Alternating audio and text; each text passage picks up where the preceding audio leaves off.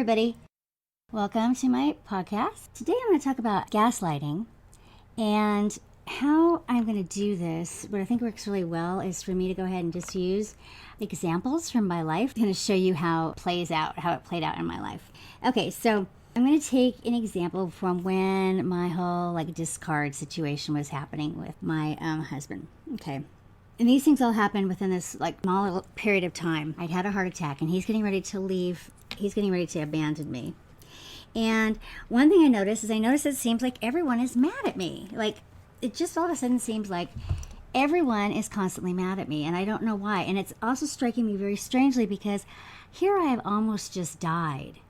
And my family I was resuscitated. I was on my, and my family's reaction to that is such an inappropriate underreaction.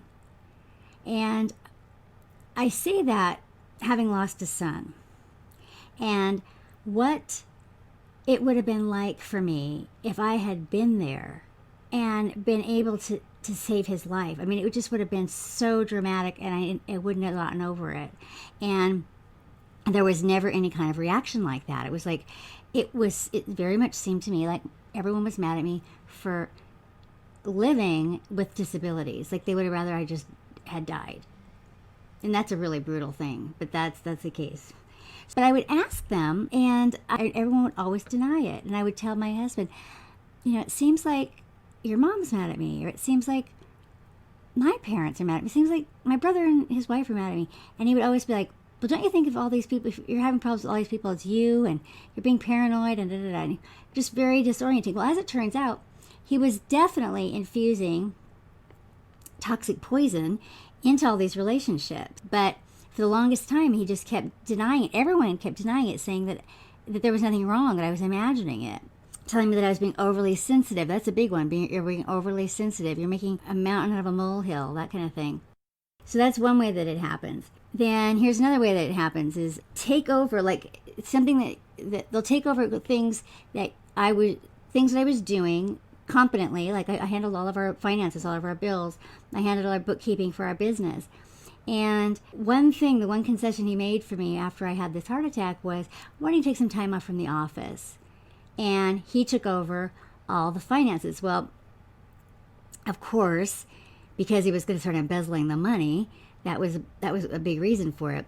But also it was just this way of making me feel, it was a way of taking away something that was like I was valuable, that I was connected to what we were doing, that I was engaged in our life, and it was just sort of made me superfluous and made me feel insecure and all of this stuff. On the other hand, I took him up on it because it was the one and only gesture that he made to take care of me. And I needed anything that I could get as far as care went. And so I needed that, but also psychologically, I wanted to feel like he was taking care of me. And so it was the one and only gesture that he made, so I took him up on it. First thing they do is they disorient you. The second thing they do is that they'll incapacitate you. They'll take over something that you were skillfully handling, and make you seem like you were not valuable, that you were, completely, so you lose your confidence. The other thing is they'll do this thing called the shared psychosis, where he'll make up a fantasy world, make it so that there is some kind of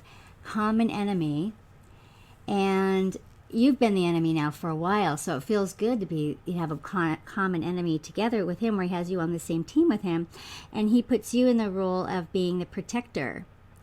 And what this does is it creates for you this sort of weird paranoia. But in my case, how this played out was that he told me that after I had this heart attack, the fact that he hadn't heard from one of his friends really bothered him, and that he felt that this person was kind of snubbing him or whatever, and he wanted me to write a letter, because I was more of a writer, so he wanted me to write a letter and just kind of tell this person that his feelings were hurt.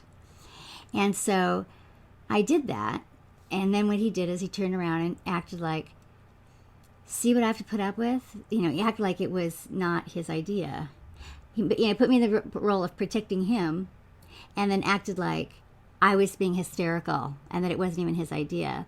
And then that person and all of her family, which was like some of my oldest friends, this became evidence of my craziness. This became evidence of how insane that I was acting. See what I have to put up with now, see what she's like.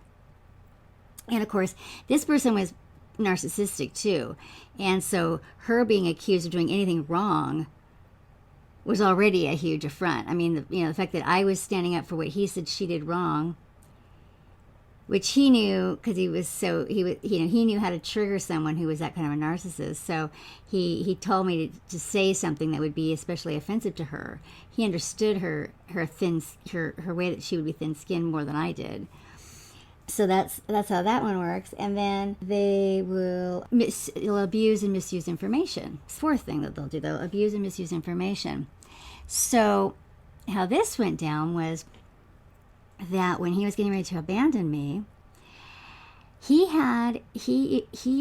pulled out this thing. When we first met 10 years earlier, I had just come home, and I said to my parents, I said to my mom that I had this strange, I couldn't remember my childhood, and I was wondering if she could, help me figure out why I couldn't remember my childhood, help me piece it together. And she got immediately really offended and acted like I was accusing her of something, and it was her reaction was just a shock to me. Well, anyhow, when he and I went out, and then right after this, I felt rejected, and I felt like, really disappointed by that. And I obviously stuffed it right away and, tried to backpedal and, act like I never even asked the question. But when he and I went out when I met him right after that, this was on my mind. And so I told him about this. I told him about this thing that had happened, that I just came home and I felt like my mom had kind of rejected me, that I, had told her that I didn't remember things from my childhood, and I thought that she would be willing to help me, and instead she acted really strange, like she didn't want to know about it. That if I couldn't come back and just be happy and fine and making her feel good about herself and everything, that she wished I didn't even come back. I felt really rejected. And I told him this.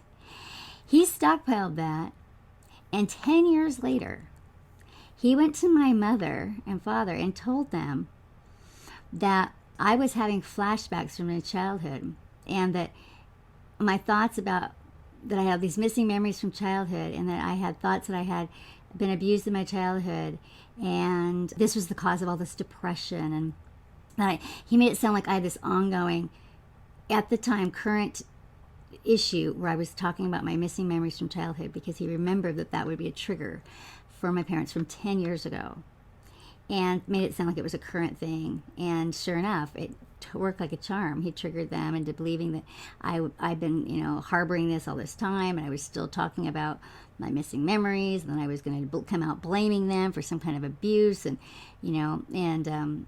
yeah.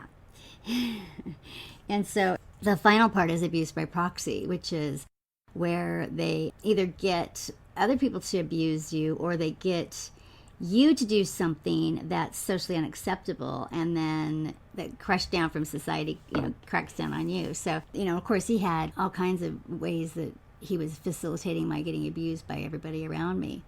But so gaslighting, that's how it kind of works. Is it's just sort of this way of disorienting you from your environment and lying to you about how things are going, that things aren't happening that really are happening, and you're not seeing things accurately, and making you feel like you're crazy. And there are different types this will happen. I mean, you can see like really clear examples when this will happen, even if it's not a narcissist. There's times when someone's trying to hide something, if there's an addiction going on, or if there's an affair going on, or something like that, and people are trying to hide what they're doing. They'll just boldly, like you'll find, someone has alcohol in their breath, and you'll be like, or money missing from the bank account or something, and they'll just boldly deny it.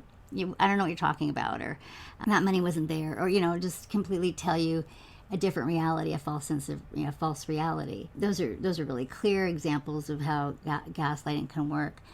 And of course, it comes from this movie from the 40s where this person was trying to get an inheritance by making this woman think that she was crazy. And what he would do is he would turn down the lights and move pictures around and then tell her that she wasn't seeing what she was seeing, and making her feel like she was absolutely going crazy.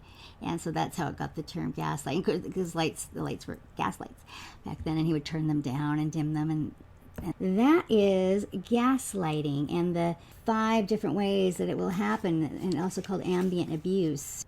So thank you for stopping in. Thanks a lot, and I'll talk to you guys later. Bye-bye.